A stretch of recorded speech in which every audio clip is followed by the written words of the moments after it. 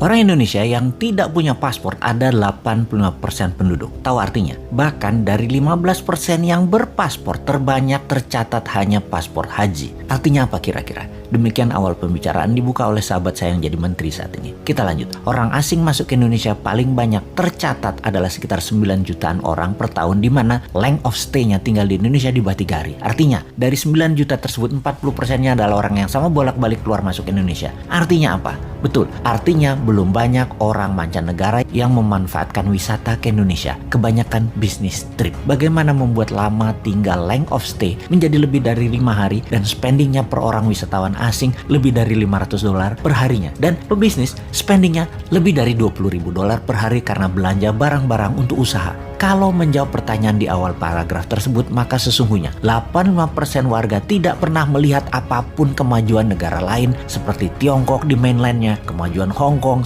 Singapura, Dubai, London, New York. Itu baru sisi kotanya. Belum lagi dari sisi wilayah industri dan usahanya. Pusat bisnis hulu, heavy industry, high-tech industry, digital IT industry, Silicon Valley, military industrial complex, farmasi industrial complex, food estate, dan lain sebagainya. Juga dapat dipastikan buku yang dibaca, informasi yang diterima sebatas kulit dan covernya saja. Ditambah lagi pasti tidak pernah berjumpa kaum bilioner properti atau properti mogul, whaler, bilioner Wall Street, venture kapitalis, bilioner entertainment, bilioner sport, bilioner heavy industry, bilioner food industry, precious metal bilioner, dan ratusan bilioner dari berbagai bidang usaha. Karya-karya kekinian, biomedical, RNA, dan DNA engineering, teknologi radar dan satelit, HARP, mesin perubah cuaca, nuklir, reaktor non-uranium, plus bursa-bursa pusat perdagangan bahan baku, mineral, kimia, persenjataan makanan, dan ribuan industri hulu lainnya. Karena itu, kalau New Mind mendapat mandat, maka dalam 5 tahun pertama ini, tahun terpenting untuk bisa membuat 10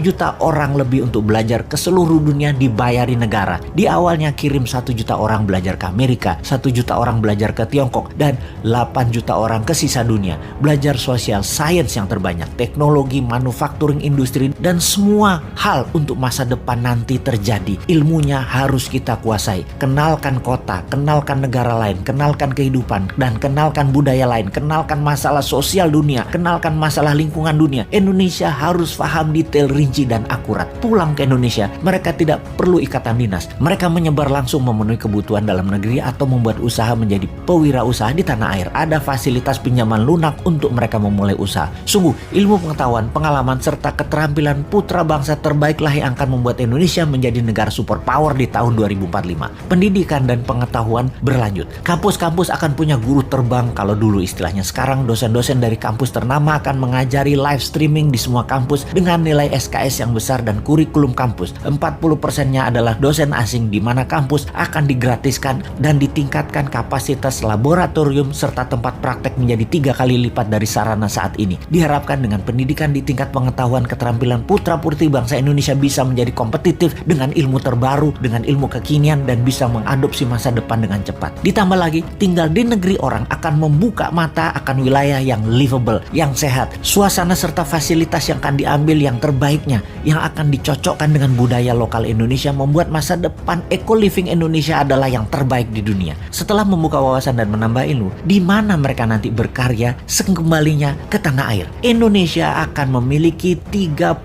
kek kawasan ekonomi khusus dengan luas rata-rata 3.000 hektar. Setiap kek akan memfokuskan pada beda-beda produksinya di setiap daerah di mana bisnis tersebut berada. Kita menargetkan setiap kek akan menampung 1 juta populasi, di mana saat ini kita sudah punya kek seperti Jababeka. Jababeka ada 1 juta orang hidup di sana, dan kawasan ekonomi khusus Jababeka GDP per kapitanya saat ini adalah 8 kali GDP per kapita nasional, yaitu $32.000. Indonesia akan punya 30 kek baru disebar di seluruh Indonesia. Ditarget dalam 20 tahun ke depan GDP per kapita kawasan kek mencapai $100.000 per kapitanya. Di kek, pengusaha tidak bayar pajak selama 5 tahun, juga mendapatkan kebebasan pajak free tax hingga 15 tahun untuk produk yang 100% ekspor. Free tax hingga 25 tahun untuk industri dengan tenaga kerja di atas 20.000 orang, dan produknya mayoritas untuk ekspor dengan bahan baku mayoritas dari dalam negeri. Kawasan kek adalah zona produksi, bisnis midstream, dan hilirisasi industri manufaktur. Kawasan di luar kek adalah penghasil atau hulu, bahan baku, juga kawasan pasar.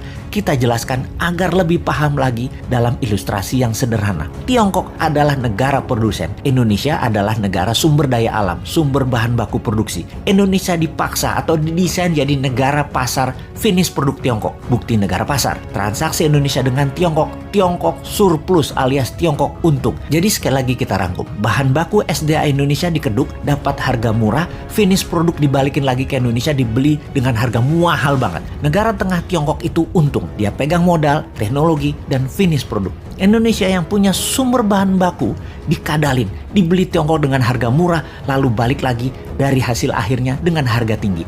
Sudahlah, karena bernegara saat ini geblek dan rakyatnya diganjel pakai info-info buzzer. Jadi nggak paham kalau Tiongkok itu kuasai hulu, mid, dan hilir. Kita yang ambyar. Jadi ke depan kita bagaimana? Ya seperti usulan di awal, buat kawasan ekonomi khusus, pakai printing money pembiayaannya. Kayak zaman Newman nanti adalah bagai Tiongkok yang kita geser ke dalam kawasan. Bahan bakunya dari dalam negeri, dikelola di dalam negeri, hasilnya untuk dalam negeri dan ekspor, itu baru jenius bernegaranya.